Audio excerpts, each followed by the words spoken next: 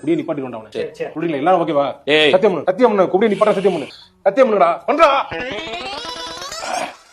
நீ வந்து விடுறா ஆனா எப்ப விட போறான் விட்டுருவோம்டா கொஞ்ச நாள் ஏதாவது வந்து நம்ம சும்மா வெட்டியாவே இருக்கோம் ஸ்போர்ட்ஸ்ல இறங்கிடுவோம் அப்படியா